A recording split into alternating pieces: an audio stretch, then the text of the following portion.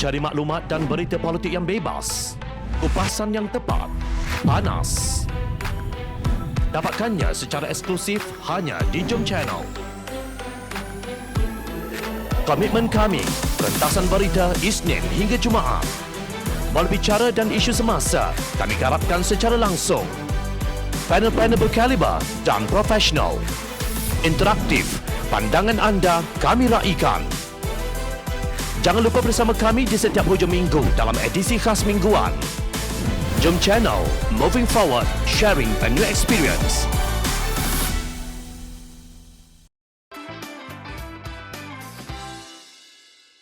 Jangan sesekali menjadikan universiti sebagai pentas lelucon politik. Pergerakan Tenaga Akademik Malaysia atau GERAK mengecam budaya pelantikan politik untuk menduduki kerusi lembaga pengarah universiti di negara ini. Pada 7 Oktober lalu, GERAK mengeluarkan satu kenyataan berhubung pelantikan politik terkini kepada lembaga pengarah Universiti Malaya. Dalam hubungan ini, GERAK merujuk kembali kepada kenyataan awalnya pada 25 Julai lalu yang menyatakan kekecewaan dan mengecam campur tangan politik luaran di Universiti Awam dan penolakan garis panduan sedia ada. Terutamanya, kami merujuk kepada amalan yang meluas di bawah rejim Perikatan Nasional atau Barisan Nasional ini sejak setahun lalu untuk melantik sebilangan besar ahli politik daripada kelompok mereka yang tidak tahu mengenai pendidikan tinggi kejawatan di Lembaga Pengarah Universiti LPU pelbagai universiti awam, kata jawatan kuasa GERAK dalam satu kenyataan. Menurut GERAK, terdapat pihak lain yang turut memberikan komen kritikal mengenai perkara tersebut, tetapi mungkin tidak ada apa-apa yang dilakukan untuk mengatasinya kerana menteri berkenaan tidak diberi tempoh waktu 100 hari untuk menunjukkan prestasi selain mempromosikan video dan pertandingan TikTok. Namun sekarang Perdana Menteri baharu telah mengeluarkan tempoh waktu yang secara kebetulan semakin hampir, tegas GERAK. Menurut GERAK, menteri berkenaan clueless untuk menangani banyak cabaran segera yang dihadapi oleh pendidikan tinggi walaupun banyak yang telah diketengahkan oleh GERAK sebelum ini.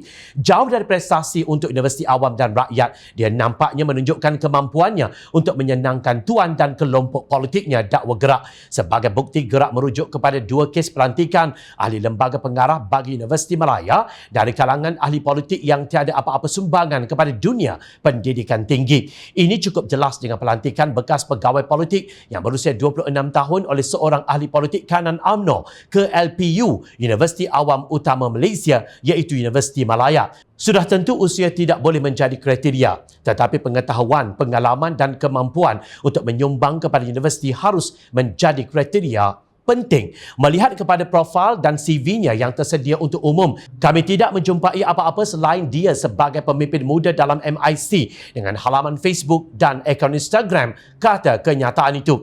GERAK juga mengecam pelantikan ahli politik UMNO, Datuk Rosnah Haji Abdul Rashid Shirlin sebagai ahli lembaga pengarah Universiti Malaya pada Mei 2020.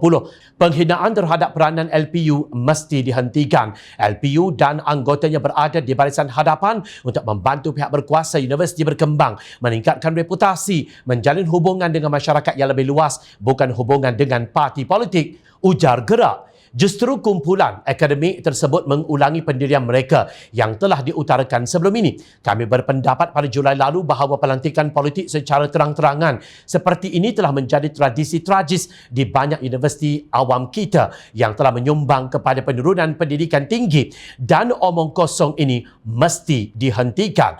Kami mengulangi pendirian kami terhadap manuver politik terbaharu berkenaan dan pelantikan lelucon ini, tegas GERAK. Menteri Pendidikan Tinggi Datuk Seri Dr. Norani Ahmad mempertahankan pelantikan Danish Raj Nagarajan, seorang lulusan seni persembahan itu, walaupun menerima banyak kecaman termasuk Kesatuan Mahasiswa Universiti Malaya KMUM. Kata Norani, beliau mahu seorang muda, namun apa yang kita diberitahu ialah orang muda ini merupakan pegawai media sosial yang mengendalikan urusan berkaitan akaun rasmi media sosial ahli Majlis Tertinggi UMNO, Datuk Seri Azalina Osman Said.